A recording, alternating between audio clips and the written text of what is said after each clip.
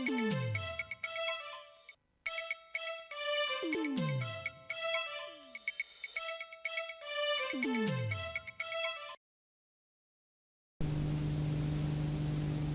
program is brought to you by the Gay Trade Bar. For your free internet cafe and dance venue, the Gay Trade Bar is located at 9 Peel Street, Collingwood.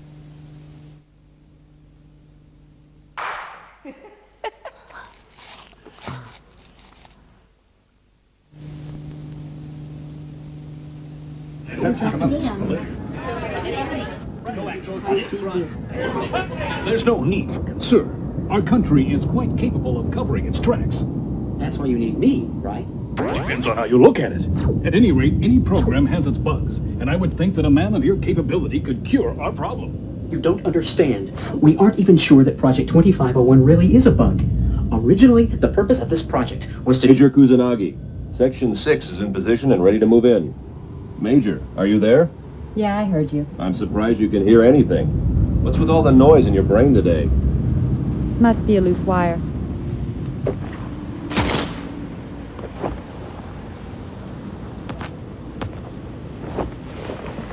Don't you think there's going to be trouble later if Section 9 interferes with Section 6? If Section 6 manages to catch the bastard, then all he can really do about it is deport him. Don't forget, we're Section 9. We'll clean it up. We're the ones who get our hands dirty. It's time now. Let's move to the rendezvous point.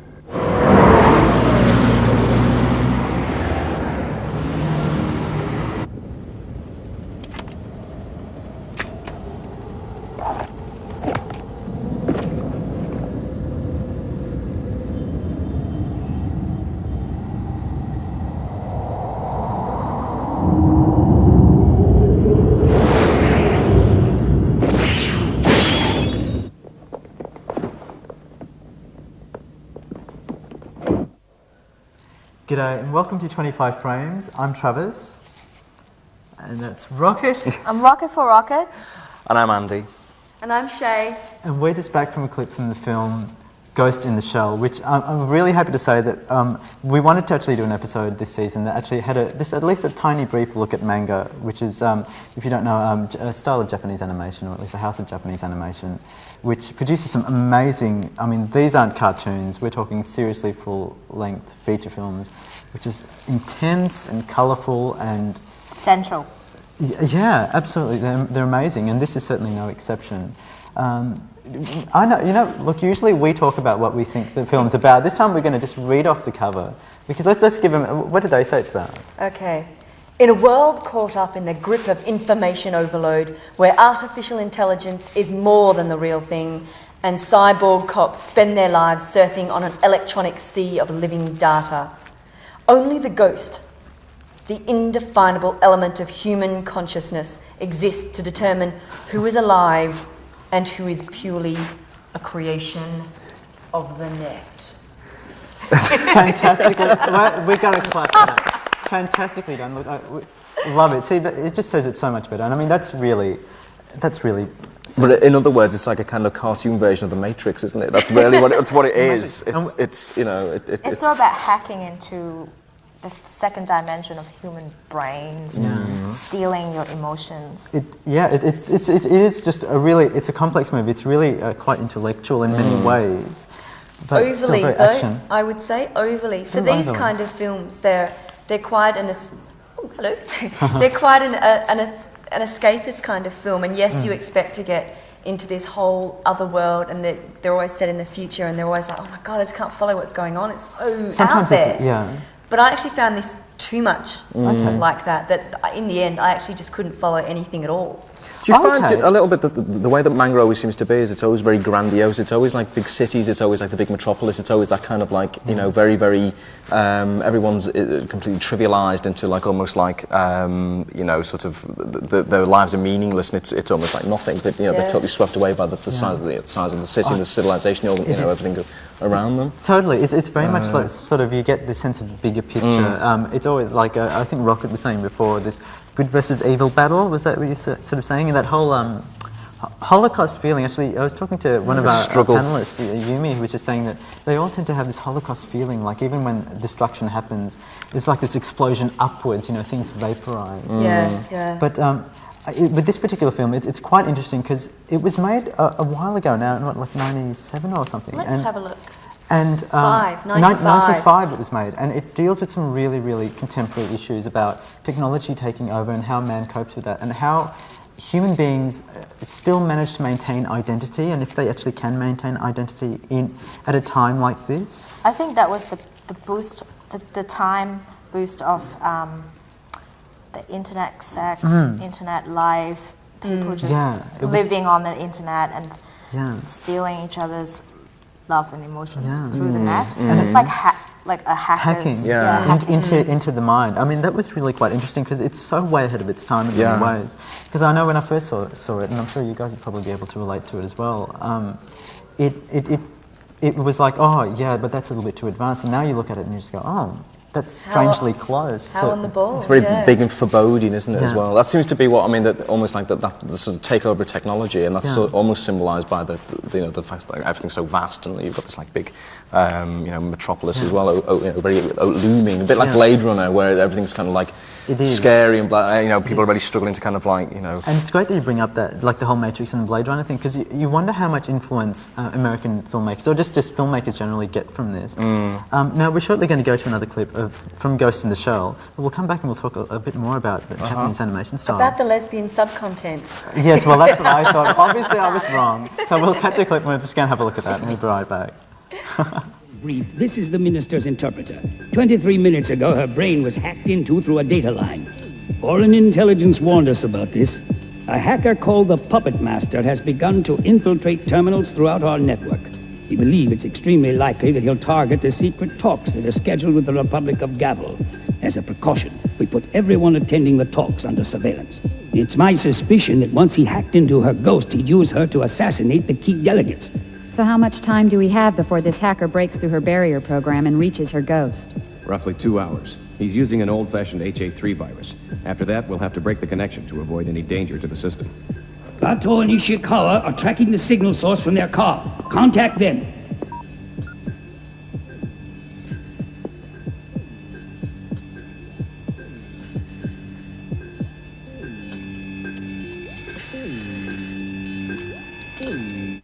So you can see the landscape in this film is very technocratic, very sort of stripped back, stark, and the whole style of this film, like we were talking about, how it was very intellectual, and that's probably because it deals with issues of identity and that sort of thing. But I think manga can sometimes be difficult to understand, but this one I thought the narrative actually flowed. Like you could follow it.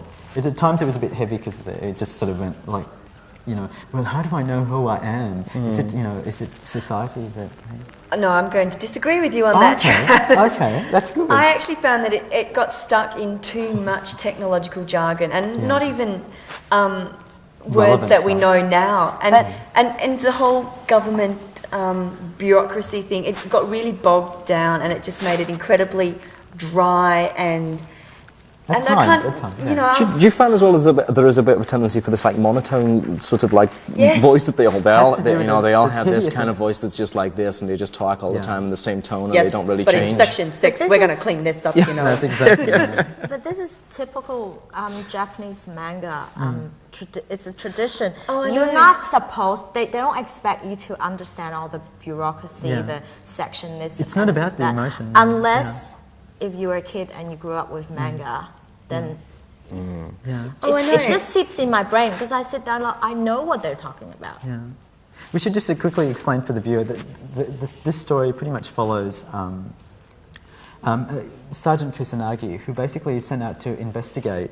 She's actually a cyborg, and she's sent out to investigate this criminal figure called the Puppet Master, who interferes with government organisations by hacking into their systems. And they soon discover that the Puppet Master is actually a creation of the government to control world situations, and it's gone out of hand. And now this Puppet Master, which is actually just a program, is a life form of itself, and talking about how things find their own identity and what in this technology society, what that means and what identity is. So it's a fairly typical storyline. We're talking about this being typical manga and typical Japanese animation, of the intensity, the violence, But I didn't even think there was the action scenes. I didn't think were very interesting.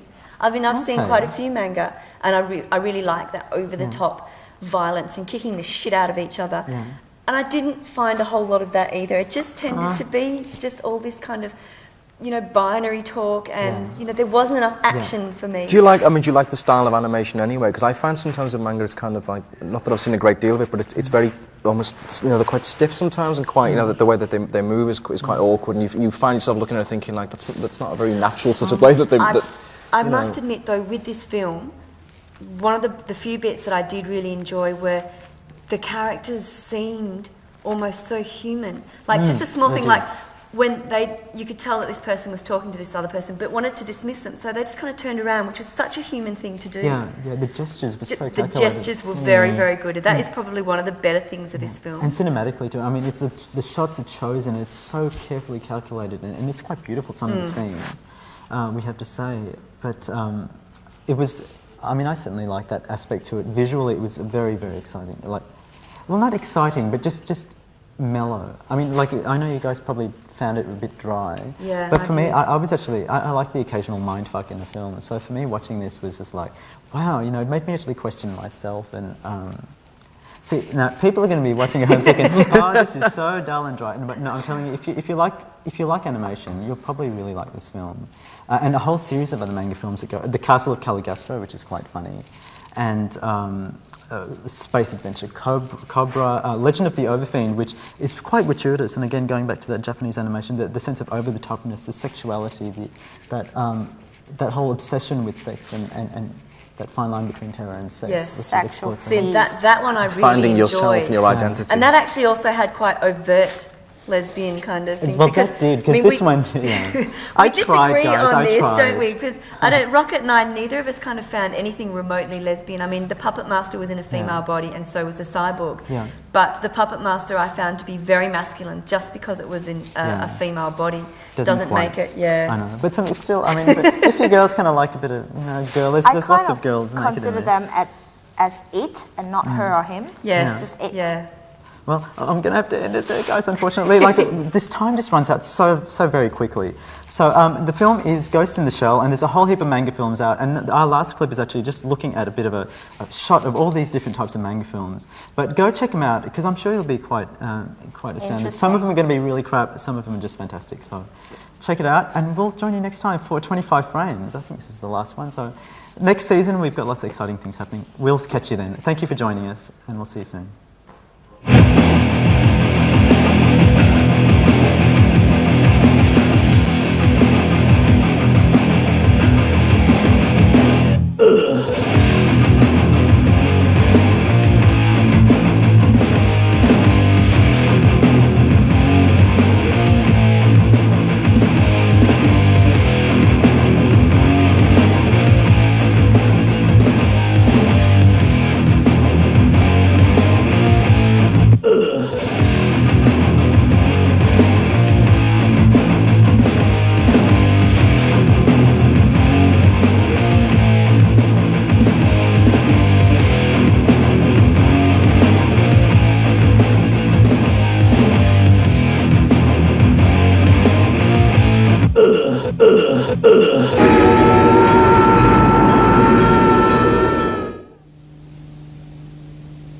This program is brought to you by the Gay Trade Bar.